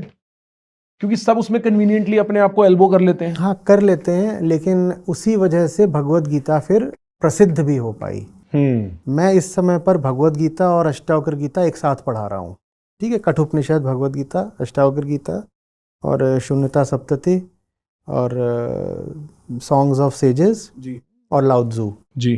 तो एक कॉन्सोलिडेटेड कोर्सेस में सबको पढ़ा रहा हूँ। तो अष्टावक्र गीता भी भगवत गीता भी है, लेकिन वो जो हमारी पूरी सीरीज है उसका नाम है गीता समागम। उसका नाम हम अष्टावक्र समागम दे देंगे तो लोग आएंगे नहीं, क्यों? किसी को पता ही नहीं है। किसी को पता नहीं है। दूसरी बात, वो इतनी ऑस्टियर है, इतनी साफ है कि उसमें तुम्हें एंटरटेनमेंट नहीं मिलेगा। हाँ। I don't mean to imply that Bhagavad Gita is entertainment, no, but we are able to find entertainment in that. Right. Ashtavakra Gita इतनी नीट है, इतनी क्लीन है, एम्बिग्युइटी के लिए, पर्सनल इंटरप्रिटेशन के लिए वो कोई जगह ही नहीं छोड़ती, और बात को इतना सरल करके सामने रख देती है कि आप ऐसे बैठ जाते हो, कहते हो बचा क्या, कि इस पे मैं लड़ूं किस बात पे। और अष्टावक्र गीता से भी आगे जाना है अगर तो ऋभु गीता उठाना। अच्छा, ऋभु गीता, मेरे को, मैं अष्टावक्र गीत पे भी 2 सवाल पूछना चाहता हूँ, बट ऋभु गीत क्या है मेरे को पता नहीं। ऋभु गीता अष्टावक्र गीता के बाद भी अगर कुछ बच गया होगा तो ऋभु गीता उसको साफ कर देगी। अच्छा, ये तो मैंने कभी सुना ही नहीं। मैंने अष्टावक्र अरे गीत भी ऐसी आप पढ़ो तो सही। मैं पढ़ूंगा। पर ये जो क्वालिटी ऑफ टेक्स्ट है, कि जैसे अष्टावक्र गीत तो बिल्कुल ऐसे शुरू होती है कि सुन भाई खत्म कर दे, अब किताब बंद। हाँ भाई यही है, बस एक ही सूत्र बहुत है, अगर समझ में आ गया तो। देखो सूत्र तो भगवत गीता का भी एक बहुत है जी। बात, बस ये आ जाती है कि कृष्ण वहां पर एक पर्सन की तरह बोल रहे हैं, जी। पर बोल रहे हैं उसके बिहाफ पर जो इम्पर्सनल है। ठीक है। तो इसने ये जो पर्सन वाले लोग हैं ना, इनको स्कोप दे दिया है ये कहने का कि some heavenly god has descended and is lecturing. Right. Ashtavakra Gita में उस तरह की कोई बात ही नहीं है। अष्टावक्र गुरु खड़े हो गए हैं, वो कह रहे हैं साहब आप अधिक से अधिक मुझे ज्ञानी बोल सकते हो, ठीक है। सामने जनक बैठे हुए हैं, वो कह रहे हैं मैं क्या हूँ, मैं स्टूडेंट हूँ, मैं सीकर हूँ, बात करने आया हूँ। और थोड़ी सी बात आगे चलती है, आप पाते हो कि उसमें आप मुश्किल से दूसरे चौथे अध्याय तक पहुँचते हो, प्रकरण तक अष्टावक्र गीता में। जनक और अष्टावक्र की बातों में अंतर करना मुश्किल हो जाता है कि कौन कौन है। जनक हैज कॉट अप, या right. Janak has caught up. हाँ। तो वहां पर किसी तरह का कोई मिस्टिसिज्म या मेटाफिजिकल एलिमेंट आप नहीं कर पाओगे गेम। ठीक। तो इस तरह से अष्टावक्र गीता बच गई किसी भी तरह के करप्टेड इंटरप्रिटेशन से। उन्होंने स्कोप नहीं छोड़ा था। ठीक है। Two human beings are talking, but they are talking of the highest possible. Right. That's Ashtavakra Gita for you. In Bhagavad Gita what is happening is Krishna मैं करके बात करते हैं, ठीक है। उदाहरण के लिए वो कह देते हैं कि मेरा विराट रूप देखो, सब प्राणी मुझ में प्रवेश कर रहे हैं जी। या वो कह देते हैं मैं हाथियों में ऐरावत हूं, मैं शस्त्रधारियों में राम हूं। अब वहां पर जो है ये समझ में नहीं आता बहुत लोगों को कि जब कृष्ण मैं कह रहे हैं तो मैं माने ये पर्सन, ये जो बॉडी बैठी है, या मैं से उनका अर्थ है द ग्रेट सेल्फ, आत्मा। तो जिसको जैसे मन में आया उसने वैसे इंटरप्रेट कर लिया। इसलिए भगवत गीता के इतने तरीके के इंटरप्रिटेशंस हुए हैं और ज्यादातर वो करप्टेड इंटरप्रिटेशंस ही हैं, क्योंकि लोगों ने अपने पर्सनल बायस उसमें जम के घुसेड़े हैं। इंटरप्रिटेशन तो छोड़ दो, वो जो भगवत गीता तुम्हें ज्यादातर मिलेंगी फ्लोट करती हुई, उसमें जो उसका अन्वय है, जो शब्दार्थ है, कि जो संस्कृत का शब्द है उसके सामने जो हिंदी का लिखा है वो तक गड़बड़ कर देते हैं, क्योंकि पर्सनल बायस है। और हम अहंकारी इतने बड़े होते हैं कि अपने पर्सनल बायस को कृष्ण के शब्द से भी ऊपर रख देते हैं। वो आप अष्टावक्र गीता में नहीं कर सकते, वो आप ऋभु गीता में नहीं कर सकते। तो वो ज्यादा क्लीन है, पर चूंकि हम उनके साथ छेड़खानी नहीं कर सकते तो हमारा उनमें कोई इंटरेस्ट भी नहीं है। हमारा इंटरेस्ट उसी चीज में है जिसको हम अपने हिसाब से मैनिपुलेट कर सकें। हम ऐसे ही लोग हैं भाई, हम बहुत गड़बड़ लोग हैं हम लोग। हाँ। हमें पता ही नहीं लगता हम अपना बेवकूफ कब बना रहे होते हैं।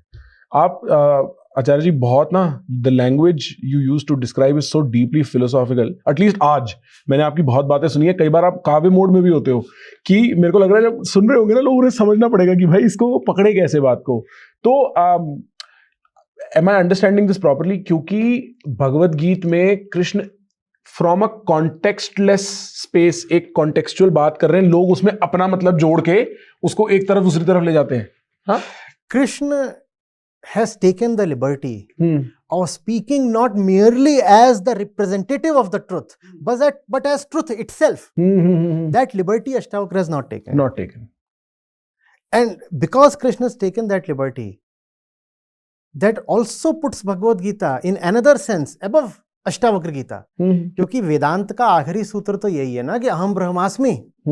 अंततः अगर मैं निडर होकर के, बेखौफ होकर के, बेधड़क होकर नहीं कह पा रहा हूं कि मैं ही वो हूं, तो फिर मैंने क्या सीखा? और कृष्ण वो काम भगवद गीता में कर देते हैं. वो कह देते हैं मैं वो हूं.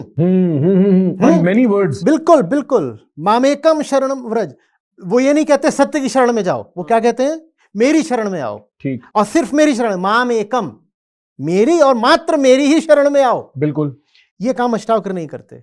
ये काम उपनिषदों के ऋषि भी नहीं करते. कि वो कहते हैं कि I am not just speaking on behalf of the truth, I am the truth itself. Right. And that's the possibility Bhagavad Gita points at. Why not live for the moment? Why not live for the level, the plane in which you can, without hesitation and without hypocrisy, say, I am the truth itself. मैं वही हूं. अहमेव वही केवलम. यही वेदांत के अंतिम सत्य हैं. तो वो जो आखिरी बात है वो कृष्ण गीता में कह जाते हैं, मैं वही हूं. जब कृष्ण कह जाते हैं मैं वही हूं, तो जिनको वेदांत समझ में नहीं आया उनको लग रहा है कि वो कहते हैं कि ये जो बॉडी है, ये जो एम्बॉडीड पर्सन है, ये वही है. अब ये बहुत गूढ़ बात है कि कैसे एक एम्बॉडीड पर्सन इम्पर्सनल ट्रुथ को कह सकता है मैं वही हूं. पर वो तो कहना पड़ेगा. और यही बात उपनिषद आपको कहते हैं कि तत्त्वमसि, तुम वही हो. और अगर उससे नीचे तुम कुछ रह गए तो तुमने अपनी जिंदगी बर्बाद कर ली. You have to rise to the plane where you can say that I am no more. What remains is that only, that which is that because it is unnameable. उसका नाम क्या दें? तो उसको बस बोलते हैं that, तत्. राइट राइट, मैं समझ गया आपकी बात. ये इट इज, ये इतना लैंग्वेज के साथ इल्यूसिव हो जाता है ट्रूथ के बारे में बात करना ना, वो शब्द सच हो जाता है, सच छूट जाता है हाथ से. वो आपने, मैंने आपको ही बोलते सुना था कि वो जो उंगली पॉइंट कर रही होती है ना सच की तरफ, उसी को लोग सच समझ लेते हैं. Zen story है. हाँ. तो एक बार मैं आज इस पूरे डिस्कशन का एक समरी करता हूं, आप मेरे को बताना. बेसिकली अर्जुन मैं हूं अगर मैं जान जाऊं कि मैं अपनी बॉडी और माइंड से कंस्ट्रेंट हूं. उसके बाद मैं महाभारत के युद्ध में उतर सकता हूं अगर मैं अपने मन के, अपने आप को सच बताना. मैं उतरा हुआ हूं पर मैं भगोड़ा हूं, पर मैं भाग रहा हूं. मेरे को अब लड़ना है. मेरे दम ही नहीं है राइट बैटल फाइट करने का, क्योंकि मैं खुद को सच नहीं बता. मैं 2 कौड़ी के बैटल लड़ने को तैयार हूं. बिल्कुल. मैं किसी से बहस कर लूंगा, मैं किसी को ट्रोल कर दूंगा. ये मेरे लाइफ के बैटल्स हैं. जी हाँ, बिल्कुल बिल्कुल. मैं कमेंट सेक्शन में और गाड़ी से चिल्ला दूंगा. हाँ, मैं गाड़ी से चिल्ला दूंगा, मैं हॉर्न मार रहा हूं, मैं ये सब कर लूंगा. हाँ. लेकिन जो असली बैटल हैं जिसमें पौरुष आपका चैलेंज्ड होता है, जी जी जी, उन बैटल्स में तो मेरी, जैसे बोलते हैं ना, हवा सरक जाती है. वो मेरा दम नहीं है. तो गीता कहती है इंसान बनो, ठीक है, दम दिखाओ राइट बैटल फाइट करने का, और दम दिखाओ छोटे छोटे बैटल्स को इग्नोर करने का. Ignore the small battles and fight the right one and only the right one. And आप when you start fighting that, तो छोटी battles in any case dissolve होती चली जाती है, आपके दिमाग में ही नहीं आती कि ये लड़ने लायक है. अब मैं इन बैटल्स पे निकलता हूं, और मैं जब इन बैटल्स पे निकलता हूं तो नेति नेति जो है, not this not that, through experience and test I keep realising नहीं, ये भी नहीं, ये भी सच नहीं है, ये भी परम सच नहीं है. और इस प्रोसेस में मैं कहीं ना कहीं पहुंचता चला जाता हूं. अब सपोज मैंने ये एक पूरी जिंदगी लगा के, चाहे 2 साल में चाहे 50 साल में मैं वहां पहुंच जाता हूं, उसके बाद क्या होता है? पहुंचना नहीं होता. हाँ, पहुंचना नहीं, कुछ नहीं है पहुंचने जैसा. ठीक है. ये भी एक थोड़ा सा मिथ है कि देयर इज अ पॉइंट और a destination to be arrived at. कुछ नहीं है. फिर it's a continuous movement. And so this is an act of continuous movement. Liberation is continuous movement towards liberation. It is not a point, not a destination to come to. And so the concept of moksha या liberation is then a mythology. एक almost like a bait कि तुम उधर जाते रहो. ये बेट नहीं है जी. ये बताने के लिए है कि ये संभव है कि तुम इतने डेडिकेटेड हो जाओ, you fall so madly in love that you ignore all other directions and move only in the direction of liberation continuously. जो ऐसा पागल हो गया, एक अर्थ में पागल, या इतना वो इमर्स हो गया, इतना डेडिकेटेड डिवोटेड हो गया, उसको फिर लिबरेटेड बोल सकते हैं। कि जिसने लिबरेशन को प्रतिपल की अपनी यात्रा बना लिया, हम उसको लिबरेटेड बोल देंगे। तभी शायद कहते हैं कि जागना है तो ये क्षण भी बहुत है, आपको पूरी जिंदगी कुछ करने और जागने के बाद सोया भी जा सकता है दोबारा। तो इसीलिए जर्नी को कंटिन्यूअस होना पड़ेगा। Liberation is not like attaining a graduation certificate कि अब बत्ती ऑन हो गई है, कि साहब आपको अब बीटेक की या पीएचडी मिल गई है तो अब इसके बाद अब जिंदगी भर आपके पास ये डिग्री रहेगी। वो वैसा कुछ नहीं है। राइट। तो आपकी एक यात्रा है, वो यात्रा चल रही है, वो यात्रा रुक भी सकती है। एट द सेम टाइम वो यात्रा अगर कभी शुरू नहीं हुई तो आज भी शुरू हो सकती है। जो लगातार उस यात्रा पे चल रहा है उसको हम एज अ यूफेमिज्म कह सकते हैं कि लिबरेटेड है। समझ गया, मैं समझ गया। एक आपने अभी जिस तरह आप इस बात को समझा रहे थे कि प्रेम ऑलमोस्ट एज इफ लव, उसमें भी एक वो है ना, there is a musicality to it, कि ये ऐसी एनर्जी जो आपको बिल्कुल खींचे चले जाए उस डायरेक्शन में। So interesting. आचार्य जी, मेरा ये फाइनल सवाल है, मैं पूछना चाहता हूं, अगर मेरे को आपको एक एडवाइस देनी है फ्रॉम दिस डिस्कशन, एक pointed thing that I should keep in my mind, एक चाबी की तरह जो ताले खोल सके, वो क्या है? Watch your actions, see where they are coming from. खुद ही बोला आपने कि मासेस तो सब कंडीशनड ही हैं और उसके लिए दोष भी नहीं दे सकते, हम पैदा ही ऐसे होते हैं। जी जी। अपने आप को देखो कि कितना कुछ है जो बिल्कुल वैसा ही है किसी न किसी फॉर्म में, जो सब में मौजूद है। और अगर आप सब कुछ वही कर रहे हो या काफ़ी कुछ वही कर रहे हो जो सब कर रहे हैं, आपके थॉट्स, एम्स, डिज़ायर्स, एम्बिशंस ज़्यादातर वैसे ही हैं जैसे सबके हैं, तो फिर मामला गड़बड़ है। तो आप सोते रह गए? हाँ, मतलब सो रहे हो, ट्रेन चल रही है, आप सो रहे हो, ट्रेन कहीं ले जा रही है, आपको कहाँ ले जा रही है आपको पता भी नहीं है, आपको ये भी नहीं पता ट्रेन में आपको डाला किसने। आप बस ट्रेन में सो रहे हो। One day the train will reach somewhere, one day you will be told to unboard, it is time to die, it's time. या right. Acharya ji, there is something about impersonal action, निष्काम, desireless action या motiveless action. इसका क्या अर्थ है और इसका क्या role है मेरी लाइफ में? जैसे हमने कहा ना कि इट्स अबाउट द एक्टर जी, तो ऐसे ही जब हम बोलते हैं निष्काम कर्म तो ऐसा लगता है हम किसी खास कर्म की बात कर रहे हैं। आप किसी से बोलो डिजायरलेस एक्शन या मोटिवलेस एक्शन, निष्काम कर्म, ये भी पॉपुलर कल्चर में काफी प्रेवलेंट टर्म है, निष्काम कर्म। लेकिन इसमें कर्म लगा हुआ है तो ऐसा लगता है बात किसी खास एक्शन की हो रही है। निष्काम कर्म का संबंध कर्म से नहीं है, या कर्म से उसका संबंध सेकेंडरी है। निष्काम कर्म का संबंध डूअर से है। करने वाला कौन है? अगर जो डूअर है वो वही है जो नेचर में जन्म लेता है, बॉडी के साथ जो पैदा हो जाता है, मैं बोलता है, तो जो कुछ भी करेगा वो डिजायरस हो के ही करेगा। बिल्कुल, उसके ऑप्शन नहीं है, उसके ऑप्शन नहीं है। वो डिजायरस हो के करेगा और वो जिधर को भी जाएगा अपनी डिजायर के साथ, उधर उसकी वो डिजायर पूरी हो नहीं सकती। थोड़ा सा कॉम्प्लिकेटेड होगा पर मैं उसको बोलता हूं। ठीक ठीक। The way it is understood is you are restless not because you lack in something, but because you have something extra. किसी चीज की कमी आपको रेस्टलेस नहीं कर रही है, किसी चीज का अभाव नहीं है, की अतिरिक्तता आपको रेस्टलेस कर रही है। अभाव नहीं है, अधिकता है। हाँ, अभाव नहीं है जी, अधिकता है। हाँ हाँ हाँ, बड़ा रेडिकल है। लेकिन हमको क्या लगता है कि अभाव है, कमी है। आज दुनिया में किसी के पास भी जाओ तो कहता है फलानी चीज की कमी है। चाहे वो बात पर्सन के लेवल पे हो या सोसाइटी के लेवल या नेशन के लेवल पे, सबको यही है कि अभी कुछ कम है, आगे हासिल करेंगे। और विजडम ये समझने में है जो गीता का और दुनिया भर के सारे विजडम लिटरेचर का जो परपट है वो ये है कि कमी नहीं है बाबा, कुछ एक्स्ट्रा पकड़ लिया है तुमने। एक्स्ट्रा क्या पकड़ लिया है? ये इल्यूजन की कमी है। अच्छा ठीक है, तो ये सर्कुलर सी बात होगी, मैंने ना क्यों पकड़ ली है अपनी, है ना? आई एम ओके, हाँ आई am okay, right but on top of this core that is okay, right I have obfuscated myself with a feeling that I'm not okay. Okay ये मैं हूं, ठीक ठीक ठीक ठीक, मैं ओके हूं, जी जी जी। पर इसके ऊपर मैंने ऐसे एक आवरण डाल लिया है, क्यों? एक कवरिंग डाल ली। उसको माया बोलते हैं, उसको माया बोल। उसको माया बोलते हैं। उसका कॉज इग्नोरेंस है, आत्मज्ञान की कमी। अच्छा क्योंकि मैंने खुद को जाना नहीं। ठीक है। तो मैं पैदा होता ही हूं मैं इस एनवेलप के साथ कि I am not okay, I am not okay. So I am okay within, but I am enveloped by the feeling that I am not okay. So what am I going to do now? I will go and fetch this into my life and add it to my life.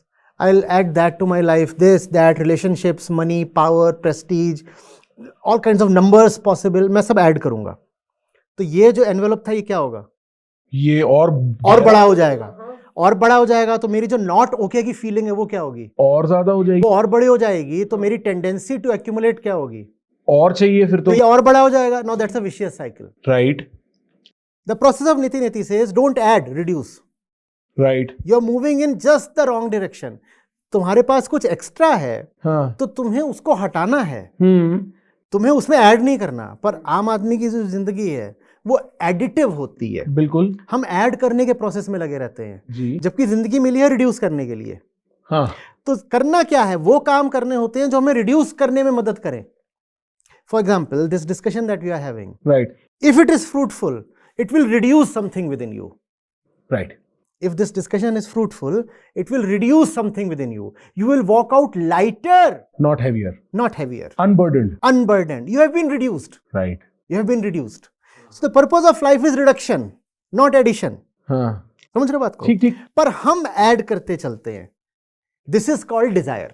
अच्छा, अगर आप इसको centre नहीं बना रहे, अगर आप इसको एनवेलप को अपना सेंटर बना रहे हो, आप इस एनवेलप के द्वारा डिक्टेटेड हो, तो आप क्या करोगे? लगातार ऐड करने के लिए व्याकुल रहोगे। उसको डिजायर बोलते हैं। All desire is about changing something, becoming somebody, you know, adding something to, you know, to your CV, let's say, to your life, to your house, to your car. yes, It's about this. yeah, So that's desire. right. Now when you see the futility of that, then you operate from a core that is already fulfilled. Now I'm not operating from a point of lack of fulfillment. Right. I'm operating from a point that is already fulfilled. हाँ Now what do you do then?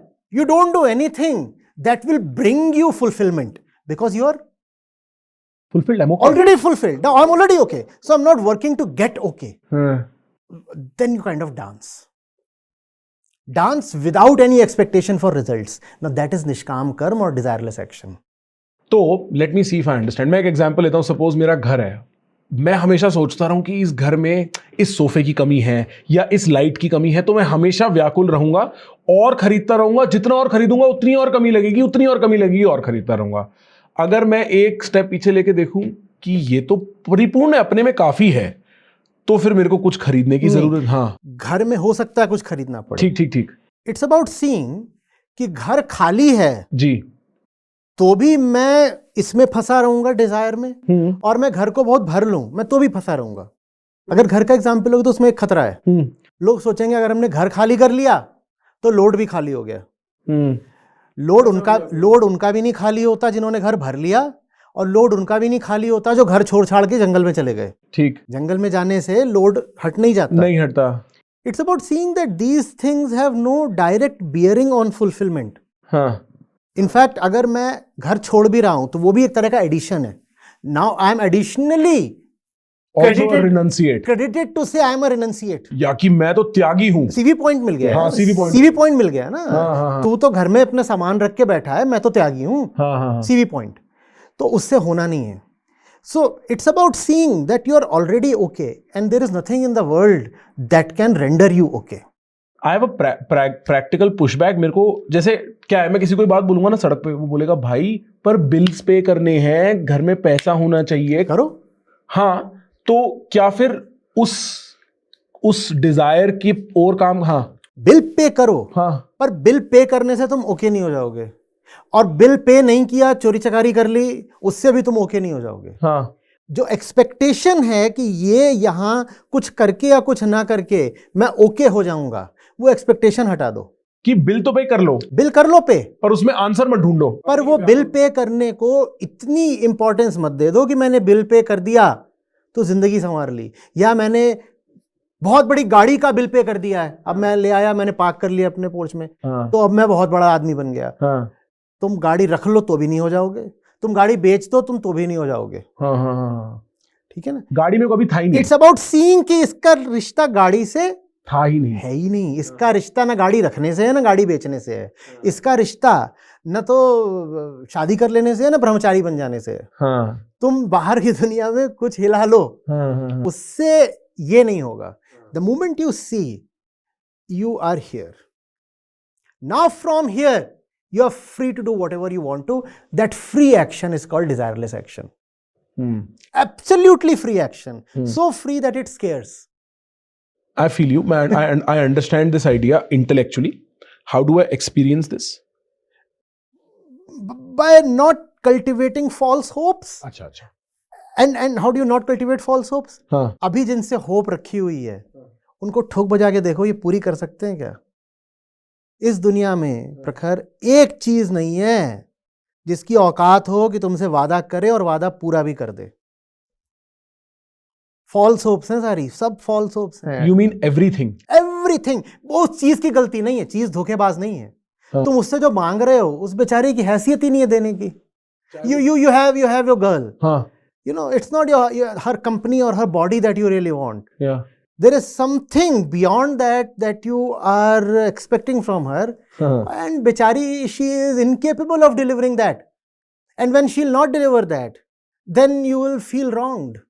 Same from that side. Yeah. She too will feel wronged क्योंकि वो तुम्हें देख रही है, अच्छा बढ़िया मस्त बंदा है यार, ना बॉडी वॉडी अच्छी है और ये सक्सेसफुल हो रहा है, चैनल चल रहा है, कुर्ता शुरता है, पढ़ लिया डूड लग रहा है, बढ़िया बंदा है। हो सकता है ऊपर ऊपर ऐसे सोच रही हो, अपनी फ्रेंड से बात करे तो बोले सही बंदा मिल गया, लेकिन उसको भी नहीं पता वो कुछ और चाह रही है। ह्यूमन बीइंग है, वो जो चाह रही है वो प्रखर की औकात नहीं उसको देने की। वो भी यही फील करेगी कि मेरे साथ इनजस्टिस हो गया। समझ में आ रही ना बात? बिल्कुल समझ रहा हूँ कि एक कोई कुछ खालीपन है जो सामने वाला भर दे। यही प्रक्रिया है नीति की, कि आपकी जिससे भी उम्मीद है जरा उसके पास जाओ। हम गाते हैं, जब काम भरा हो आंख में तब सच नजर नहीं आता है। काम माने डिजायर। जिससे भी बहुत आपको उम्मीद हो रही है ना, जिससे डिजायर का रिश्ता बहुत हो गया हो, हाँ। उससे जरा दो टूक बात करो, पोल खुल जानी है। इसीलिए जिनसे हमारा डिजायर का रिश्ता होता है, हम उन्हें कभी अच्छे से एक्सप्लोर नहीं करते। सोच के देखना। It is so true. It hurts. नहीं, आप बिल्कुल सही कह रहे हो, क्योंकि वहां पे हम सच नहीं जानना चाहते। वहां हमारा सेल्फिश एक वो इंटेंशन होता है ना कि डिजायर खत्म होए। पर ये बात तो आप बिल्कुल सही कह रहे हो, क्योंकि मेरे को लगता है जो ये मॉडर्न रोमांस और रोमांस की ब्रेकिंग है ना, इट इज एन आस्किंग, मेरे को दो, मेरे को दो, मेरे को दो, मेरे को दो, तुम्हारे पास नहीं है, तुम्हारे पास नहीं है, तुम्हारे पास नहीं है। He or she is not holding back. Yeah. उसके पास है ही नहीं। है ही नहीं। जो तुम चाह रहे हो वो उसके पास नहीं है, वो तुम्हारे पास है। जब मैं ऐसी बातें सुनता हूं ना कि शादी के बाद आदमी ये कहता है, वो आदमी औरत इंटरेस्टेड है अपनी प्री वेडिंग शूट में और पोस्ट वेडिंग शूट में, मैं कहता हूं तुम रैपर ढूंढ रहे थे कि गिफ्ट ढूंढने आए थे? पर गिफ्ट में भी कुछ ऐसा खास है नहीं जो तुम ढूंढ रहे हो, है ना? आदमी उसकी चकाचौंध में खोया रह जाता है और फिर कभी याद आती है कि ये तो and freedom from that false expectation, Yeah. which is going to very seriously hurt you, Yeah. is not difficult. Right. You just have to explore the fact. सामने गाड़ी है कि लड़की है कि नौकरी है कि पैसा है, जो भी है तुम्हारे, अरे जा करके उसका फैक्ट तो देखो। और जब फैक्ट देखोगे तो दिख जाता है कि है नहीं, वहां नहीं है। और जब ऐसे मल्टीपल डिसअपॉइंटमेंट्स होते हैं, श्री कृष्ण पता है क्या बोलते हैं? निराशी निर्ममो भव। वो कहते हैं go through a series of continuous disappointments, निराशा, and go through a series of continuous feeling of lack of ownership, myness, possessiveness, निर्ममता, not mine. See that कि कुछ भी नहीं हो सकता तुम्हारा. अब निराश होने को हम अपने कल्चर में, खासकर जो पेपी कल्चर है, जो स्पंकी, जो ये पूरा मोटिवेटर्स वाला गेम है, पॉजिटिविटी का जो गेम है, उसमें हम निराश होने को बहुत बुरी बात बोलते हैं. जबकि निराश होना गीता में बहुत सेंट्रल बात है. गीता बोलती है निराश हो जाओ. क्योंकि जहां जहां तुमने आशा बांध रखी है वहां तुम्हें धोखा मिलना है. उसकी औकात नहीं तुम्हारी आशा पूरी करने की. और कैसे पता चलेगा? जाओ और उसको टेस्ट करो. Test, ask the right questions. So this dialectical spirit, the spirit of inquiry is at the heart of Gita. पूछो, जानो, पता करो. Inquire, ask, don't believe. Bhagavad Gita forbids any kind of belief system. No, you're not supposed to believe in anything, not even in God. No. Truth is bigger than any God. Go and inquire. और जब आप inquire करते हो तो false hopes गिर जाती हैं. जो बचता है वो है निष्काम. निष्काम माने डिजायरलेस. और ये जो एक निराशा से दूसरी निराशा का ये मेरा एक पर्सनल थ्योरी रही है, पता नहीं कितनी अकलमंद है. मेरे को लगता है कि ऐसा नहीं होता कि मैं मरता हूं फिर दोबारा पैदा होता हूं और वो रीबर्थ है. वो इसी जीवन में कई बार हो जाता है कि एक कोई उम्मीद थी, वो मेरा ग्रैंड विजन था, वो टूट गया. अब मैं दूसरा ही आदमी निकला हूं दूसरे एंड पे. मैं 2 साल पहले और था, 4 साल पहले और था. क्या रीबर्थ यही है? 2 तरीके से. पर्सनल लेवल पर भी होती है और एग्रीगेट लेवल पर भी है. पर्सनल लेवल पर जो कहा वो मोर और लेस सही है. मैं जो हूं, मेरा सेंटर वही रहता है. बस एक तरफ मेरी उम्मीद टूटी, मैं दूसरी तरफ चालू हो जाता हूँ. तो जो पुरानी ही चीज थी उसने रीबर्थ ले ली है, पर किसी और तरीके से. ठीक है. पहले मेरी उम्मीद ये थी कि मेरे पास पैसा हो जाएगा जी, तो मुझे चैन मिल जाएगा. अब वो पैसे से मिला नहीं, तो अब मैं जा रहा हूँ फेम खरीदने. अब मुझे फेम मिल जाएगी तो मुझे चैन मिल जाएगा. ये रीबर्थ ही है. ये जो पुराना वाला था वो तो चला गया. अब वो पैसे से नहीं उम्मीद रख रहा, पर वो फेम से उम्मीद रख रहा है. तो ये कॉन्टिन्यूअस साइकिल है रीबर्थ का. ये तो है with in one life time. Right. The other rebirth is of the kind कि समझ लो पेड़ होता है, उसमें से पत्ता गिरता है जी. जो पत्ता गिर गया वो कभी दोबारा नहीं आता, पर पत्ते दोबारा आते रहते हैं. हाँ. So once you are gone you will not return, but many more like you, an infinite number like you will keep recurring. My mistakes will continue to happen in other people. Yes. You could say that. कि मेरे जो ये behavior patterns हैं, ये चलते रहे. आज जो आप गलती कर रहे हो 10,000 साल पहले कोई कर चुका है. हाँ. और आज जो कर रहे हो 10,000 साल बाद भी कोई करेगा. A beautiful lack of originality. Beautiful lack of originality. और कृष्ण अर्जुन से बोलते हैं, अर्जुन तुझे कुछ याद नहीं है. ये मैं तुझे कोई पहली बार थोड़ी बता रहा हूँ. ये जो मैं तुझे अभी बातें बोल रहा हूँ ना, ये मैं तुझे बहुत बार पहले बोल चुका हूँ. वो नाम लेके बताते हैं. अच्छा. वो मनु का नाम लेते हैं, इक्ष्वाकु का नाम लेते हैं, वसवान का नाम लेते हैं. कहते हैं ये सब थे, बस बात ये है कि तुझे कुछ याद नहीं है. तो ये कॉन्टिन्यूअस साइकिल है जहां पहले जो गलती करी थी वही तुम आज फिर कर रहे हो. Though it's not as if the person has taken rebirth. जो पत्ता गिर गया वो पत्ता अब नहीं वापस आएगा, लेकिन उसी जैसे कई पत्ते आएंगे. जो लहर गिर गई वो लहर नहीं वापस आएगी, पर उसी तरह की उसी सागर से दूसरी लहरें उठेंगी. So that is reincarnation at the aggregate level. मेरे को पता है क्या समझ में आया आचार्य जी, कि ना अगर हम टाइम स्केल थोड़ा जूम आउट करें और सेल्फ की आइडेंटिफिक मतलब मैं से थोड़ा उठे ना और इंसान देख लें और इंसान को एक लार्जर टाइम स्केल में देख लें, तो एक तरीके से इंसानियत सागर हो गई और एक इंडिविजुअल इंसान लहर हो गई. और उस सेंस में आप पर्सनल और इम्पर्सनल जो 2 वर्ड्स हमने यूज किए ना, उसकी वो डेफिनेशन थोड़ी ऐसी हो जाती है, वो कोहेरेंट हो जाते हैं. एंड इसको और अंदर करना है. हाँ बताओ ना. तुम्हारी बॉडी सागर है जी, तुम्हारी जो सेल है वो पर्सन है. हाँ, तो सेल आते जाते रहते हैं, वो बर्थ रीबर्थ चलता रहता है. और जो सेल आया है अगला, वो पिछले वाले जैसा ही है. पिछले वाले जैसा है, पर पिछले सेल का कोई रीबर्थ नहीं हो गया. राइट. तो पिछले सेल की कोई जीवात्मा निकल के नए वाले में नहीं घुस गई कि तुम मरोगे तो तुम्हारी जीवात्मा निकल के किसी दूसरे में घुस जाएगी. तो सेल्स हैं. सेल्स लगातार इतनी देर में हमने बात करी, इतनी देर में हजारों लाखों सेल्स हमारे मर गए, उतने ही पैदा भी हो गए. ये लगातार जो है ये पुनर्जन्म चल रहा है. अब मैं समझा. ठीक है आचार्य जी, थैंक यू सो मच. मेरे को बड़ा मजा आया.